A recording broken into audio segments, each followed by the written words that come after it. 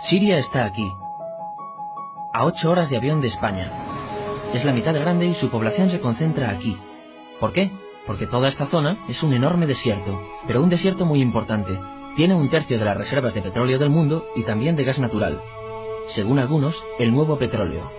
Para sacarlo de aquí y llevarlo a Europa, hay que rodear toda esta península y salir por el canal de Suez. Como te puedes imaginar, aquí te cobran. Pero hay otra manera más fácil, la línea recta. El que controle estas tuberías las puede abrir y cerrar, como un grifo. Si no pagas, no hay petróleo, ni gas. Esta región es increíble. La civilización en el planeta empieza en 3 sitios y este es uno de ellos. Mesopotamia, aquí. Sumer, que te sonará menos, pero es donde empieza todo, aquí también. ¿Recuerdas la Torre de Babel de la Biblia? La hicieron estos tíos. Egipto, aquí. Siempre ha sido un punto de contacto entre Oriente y Occidente, dando a Asia salida al Mediterráneo. Quizá por eso aquí nacen las principales religiones monoteístas, el judaísmo, el cristianismo y el islam. El islam es el último que llega y de hecho acoge a las 2 anteriores. Adán, Noé, Moisés, Jesucristo son considerados profetas islámicos. Bueno, al grano. Como la zona es brutal, todos han querido controlarla y siempre ha estado dentro de algún imperio. Los persas, los griegos, los romanos. El imperio romano termina partiéndose en 2 y finalmente solo sobrevive esto. Ahora es cuando la última religión monoteísta, el islam, construye su propio imperio. ¿Te acuerdas de las cruzadas? Bueno, pues son los europeos cristianos intentando recuperar esta zona de la que estamos hablando. Los últimos en llegar son los turcos, que ojo, no vienen de Turquía, sino de muy lejos en Asia, junto con Gengis Khan. Lo conquistan todo y fundan el Imperio Otomano. El Imperio Otomano se queda ahí hasta la Primera Guerra Mundial. 600 años. Cuando acaba la Primera Guerra Mundial, aparecen pequeños países donde antes estaba el Imperio Otomano. Y por primera vez vemos a Siria en un mapa. Hasta ahora la habíamos dibujado para no perdernos. ¿Y quién se inventa estos países? Bueno, lo que te voy a contar es alto secreto. O lo era en 1916. Este súper secreto se llama Acuerdo de Sykes-Picot. Los franceses y los ingleses no podían derrotar solos al Imperio Otomano. Solo podían si les apoyaba la gente que vivía dentro.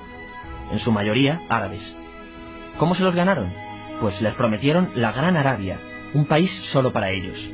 El único problema es que era un timo. Antes de seguir, recuerda una cosa. Los árabes son un pueblo, pero no una religión. O sea, un árabe puede ser musulmán, puede ser cristiano, y antes del Islam parece que hubo tribus árabes con tradiciones judías. Bueno, pues a los árabes no les dieron ese único país que les habían prometido. En su lugar, franceses y británicos crearon muchos países pequeños. Estos países, obviamente, no eran países de verdad, sino zonas bajo su control, con gobernantes puestos por ellos. Durante este tiempo hacen lo que quieren con la zona. Recuerda que hay petróleo. Siria, aunque no tiene grandes reservas, tiene fácil salida al mar. Y Francia, que es la que se ha quedado con Siria, se lo da a compañías extranjeras. Después de la Segunda Guerra Mundial, los europeos se van. En el caso de Siria, son echados a patadas. Pero antes de irse, crean otro estado, Israel. No es el momento de hablar de ello, pero es un estado muy polémico que sus vecinos no reconocen. La prueba es que nada más irse los británicos, todos estos estados lo atacan. La zona, a partir de ahora, va a ser una bomba de relojería. Y mientras, ¿qué pasa en Siria? Bueno, pues no es muy estable. Tiene golpes de estado constantes. En esa época, aparece en Siria una ideología que se hace con el control y se expande por el mundo árabe, el Ba'ath. Esta ideología mezcla el antiguo sueño de una sola nación árabe con ideas socialistas. Y algo muy importante, es laica, o sea que no es religiosa. Siria se llega a unir con Egipto, un país con el que no tiene frontera. Pero no es algo raro, muchos de estos países intentan hacerlo también. Como recordarás, a esta gente se le había prometido un solo país y las ganas las seguían teniendo. Pero la unión falla. En este tiempo, Egipto les convence para nacionalizar el petróleo. En Siria, Al-Assad, el padre del Assad de ahora, se convierte en jefe del estado Ba'ath. En Irak, también Ba'ath, comienza a ganar fuerza Saddam Hussein. Las diferencias entre ambos países dividen a los partidos Ba'ath de otros países en pro-Siria o pro-Irak. Ahora ocurre la Guerra Fría.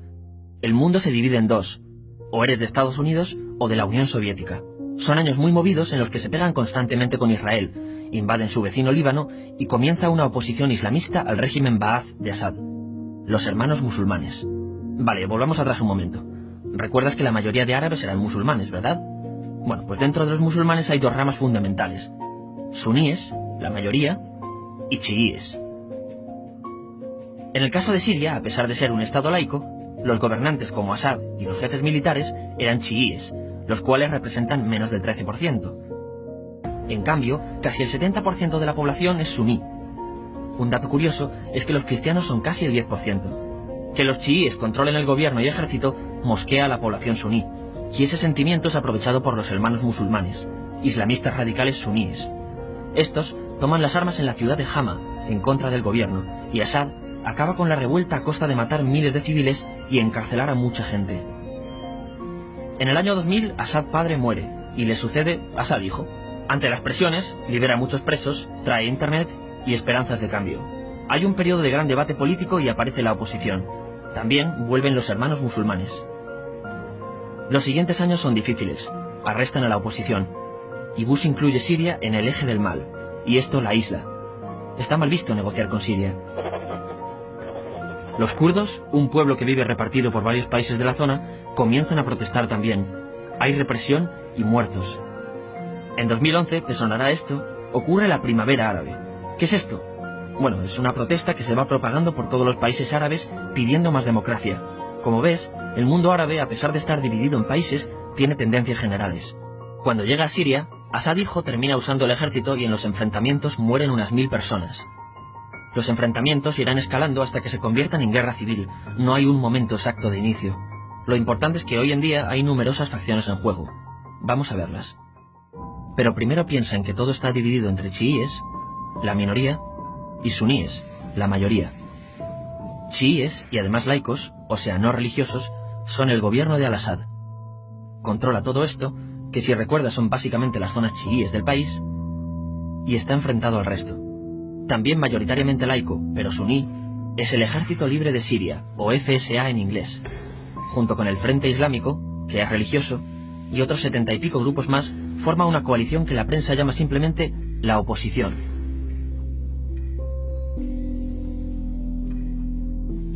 También suníes e islamistas, pero radicales, son Al-Nusra, llamados Al-Qaeda en Siria porque son básicamente eso, Al-Qaeda en Siria. Otros islamistas radicales son el ISIS o Estado Islámico. Salen de Al-Qaeda en Irak, controlan la mayor parte de Siria e Irak y se han hecho famosos por sus atrocidades. Su objetivo teórico impacta a muchos. Es un Estado Islámico a lo largo de Asia, África y Levante. Aunque a ti ya te suena, ¿verdad?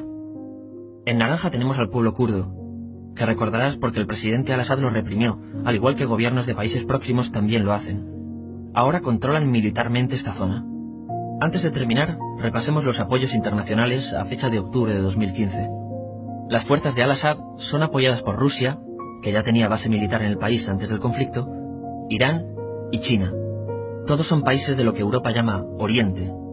En contra de Assad, apoyando a la llamada oposición, luchan Estados Unidos, Turquía, Francia, Gran Bretaña y Arabia Saudí.